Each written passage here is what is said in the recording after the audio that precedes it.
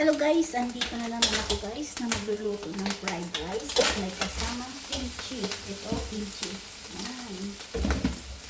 Kimchi.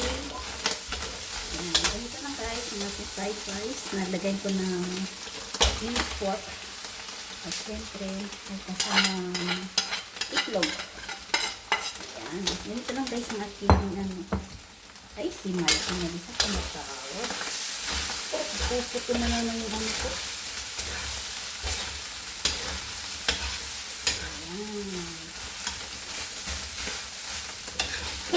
Yung kanin ko guys, kahapon to. So, kailangan ko ano mo na yung apoy. Dandahan mo na. Mamaya ka na tumawag, may kanalisan. Tumatawag si may kanalisan guys. Kaya, ayan. Napupusin yung ano ko, audio. So, ngayon guys, ito ngayon. Nakita niya naman yung aking kimchi. Yan. O, diba? Nakita niya aking kimchi. Kayang kasi itapon yung kanin. Fried rice natin ito. Tapos may kasamang kimchi na sabaw. Yung kimchi naman, nilagay ko ng slice ko. O, diba? Buti naman, hindi na siya tumawag. Pasaway kasi may kanilisan. Sabi ko saan, huwag siyang tumawag pag gano'n. Nilagay ko ng ano guys, dark sauce. Yan. Para malinamnam na may kasama.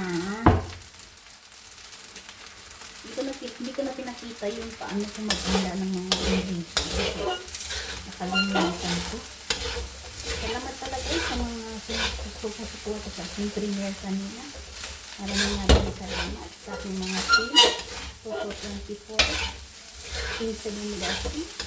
Ayan, ang isa guys sa walang sawang suporta sa aking video dito sa aking white sheet. Ayan, ganito lang guys ang aking durugin ko muna ito guys.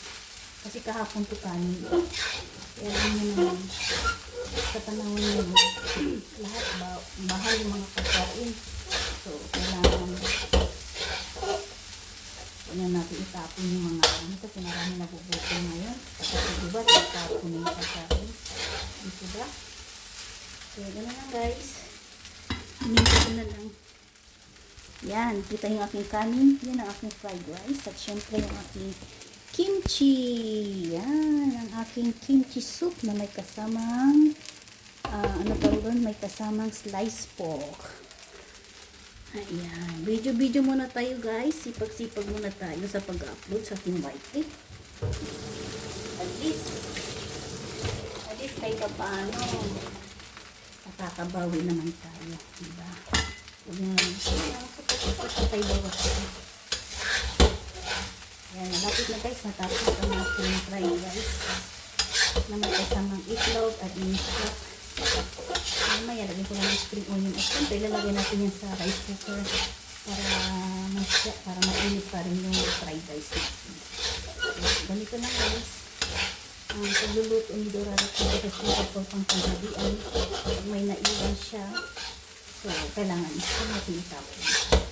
Gawin natin ng paraan para makakain natin agad kasi alam mo naman ngayon mahal na ngayon yung pagkain. So kailangan inisin natin yung nasa ano para malinis na magtignan habang nag-video tayo. So, dito kailangan natin tikman kung ano ang dapat additional natin. Higyan natin ang asin. Ito yung asin ko. Yan. Yan. Tama-tama na yan. Alam niyo ba guys, ito nakita niyo kamay ko. Ito. Hindi na yan nakaklose ng maayos kasi na ano yan sa ano. Tingnan niyo. Yan. Ito. Kasi na ano yan guys, nahiwa yan ng kamay ko nung nagtrabaho ko sa Middle East. Ano ko sa ano guys?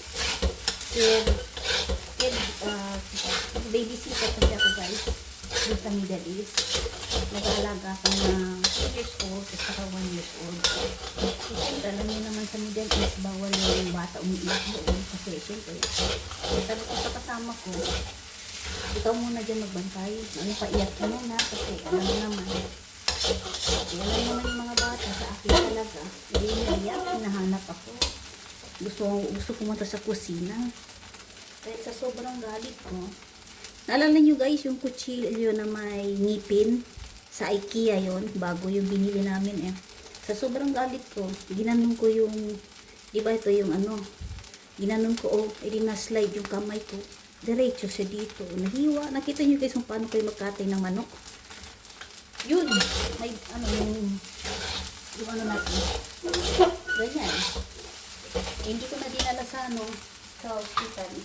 Pero may chance pa man ngayon. Pero sabi ko hindi na. Hinayaan ko na lang maghilom yung sugat ko. Hanggang na-close siya. Ay ngayon, ito na yung kalalabasan. No? Hindi siya maka-close guys. So, kita nyo. Kaya. Kaya yun. Yan talagang buhay.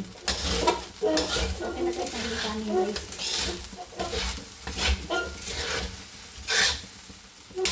Lalagay ko ng asin.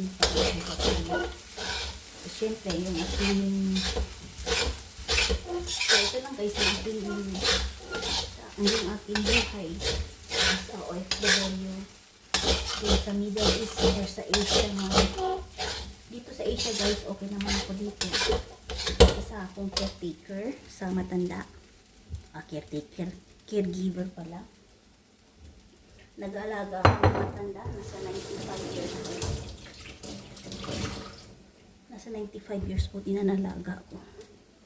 So, kailangan lagyan natin ng spring onion yung kanin. Yan, malapit na guys ang aking sabaw na kimchi.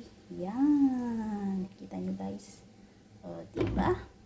At syempre yung aking kanin. Tapos na po. Ito na po ang aking kanin. Nilagay ko na sa rice cooker para mainit-init pa kahit mamaya pa. So, nilagay ko siya ng spring onion para kahit papano magkakaroon naman siya ng diba? So, ganun guys. Ito ang aking rice cooker ngayon. At syempre, yung aking kimchi naman. Ayan. Itong aking kimchi guys. Yan, nilagay ko ng sliced pork, kimchi soup, at syempre fried rice. So, ganun lang guys. Maraming salamat sa mga sumusuporta sa aking video.